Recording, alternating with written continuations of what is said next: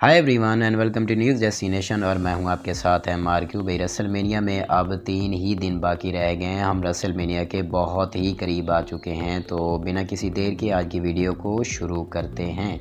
तो जी, John Cena ने अपने फुल टाइम करियर के बारे में एक फैक्ट रिवील किया है और एजे स्टाइल ने WWE के 2 बड़े स्टार्स के बारे में अपनी थॉट्स दी हैं। रसलमेनिया मेन इवेंट के बारे में एक बड़ा स्पॉइलर देने जा रहा हूं, तो अगर चैनल पर न्यू हैं तो सब्सक्राइब ज़रूर कर देना। यहाँ आपको रेसलिंग से जुड़ी लेटेस्ट अपडेट्स और रूमर्स मिलती रहती हैं, और लाइक भी ज़रूर करना। तो जी, सबसे पहले बात कर लेते हैं केविन ओवेंस के बारे में। केविन ओवेंस रसलमेनिया की नाइट 1 को होस्ट करने वाले हैं। मेन इवेंट में जाने वाले हैं स्टोन कोल्ड स्टीव ऑस्टिन के साथ KO शो में। रिसेंटली केविन ओवेंस ESPN पर अपीयर हुए और उन्होंने रिवील किया कि इनका कॉन्ट्रैक्ट जो WWE के साथ था वो लास्ट ईयर दिसंबर में एक्सपायर हो चुका था, और फिर उन्होंने WWE के साथ मल्टी ईयर डील साइन की दोबारा। इन्होंने कहा कि विंस मैकमैन ने खुद कहा था कि मैं कंपनी का हिस्सा रहूं, और केविन ओवेंस ने ये भी रिवील किया कि क्रू मेंबर्स और जितने भी बैक स्टेज एम्प्लॉयज़ हैं वो मेरी प्रोफेशनल फैमिली हैं,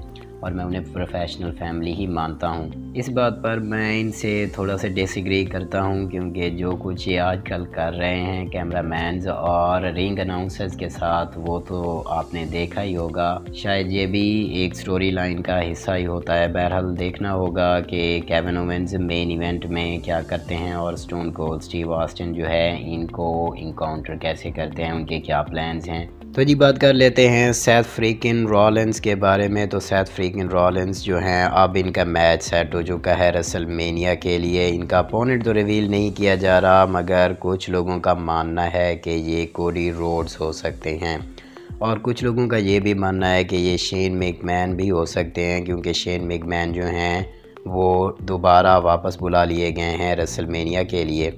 रिसेंटली एक इंटरव्यू के दौरान जब सेथ रॉलिंस से ये पूछा गया कि AEW के स्टार्स जो हैं वो WWE के स्टार्स का नाम मेंशन करते हैं अपने शोज़ पर, इसके बारे में आप क्या कहेंगे, तो सेथ रॉलिंस ने जवाब दिया कि ये बस एक रीक ऑफ डिस्प्रेशन है और कुछ नहीं, ये मायूसी की एक झलक है और कुछ नहीं है। तो भाई, अगर देखा जाए कि AEW जो नाम मेंशन करवाते हैं इसका कोई मकसद नहीं बनता। अगर आपके स्प्लिट ब्रांड्स हों तो नाम मेंशन आप कर सकते हैं, मगर आप तो राइवल कंपनी में हैं तो इसका कोई मकसद नहीं बनता। सेथ रॉलिंस ने मज़ीद ये कहा, मैं AEW के काफ़ी सारे सुपरस्टार्स के साथ काम कर चुका हूँ, और वो काफ़ी हार्ड वर्किंग और टैलेंटेड सुपरस्टार हैं। ज़ाहिर सेथ रॉलिंस ROH के दिनों की बात कर रहे थे, जब ये काफ़ी सारे सुपरस्टार एक साथ काम करते थे। उनमें से बहुत सारे जो हैं AEW का हिस्सा बन चुके हैं अब। तो ये थी AEW की बातें। तो बात कर लेते हैं सेथ रॉलिंस के मैच के बारे में जो रसलमेनिया में होने वाला है।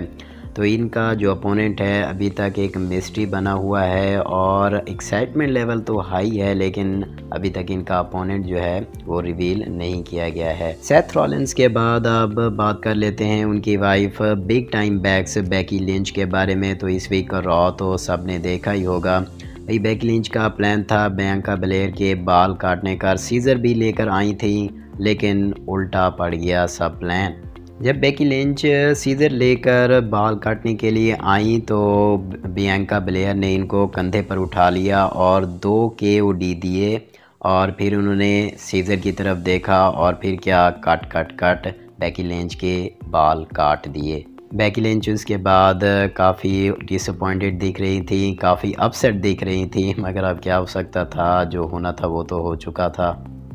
ये इतनी गुस्से में थी कि इन्होंने बैक स्टेज जाकर बियांका बेलेयर को एक वर्ड भी कहा, भाई मैं उसे मेंशन नहीं करना चाहता, और बेकी लिंच ने जाकर जो है अब एक न्यू लुक हासिल कर लिया है, और उसको इन्होंने अपने ट्विटर अकाउंट पर शेयर किया है। न्यू लुक का एक स्क्रीनशॉट आपके साथ शेयर कर रहा हूँ, तो देख लें आपको कैसा लग रहा है ये न्यू लुक। मुझे तो ठीक ठाक ही लग रहा है भाई।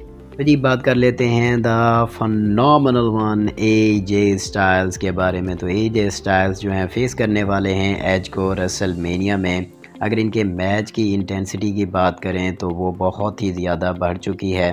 रिसेंटली AJ स्टाइल्स ने एक इंटरव्यू दिया और उसमें उन्होंने 2 बड़े स्टार्स के बारे में अपनी थॉट्स रिवील की। उनमें से पहले हैं जॉन सीना और दूसरे नंबर पर रोमन रेंस हैं। जॉन सीना के बारे में बात करते हुए एजे स्टाइल ने कहा कि जॉन सीना जो हैं बहुत ही हार्ड वर्किंग सुपरस्टार हैं।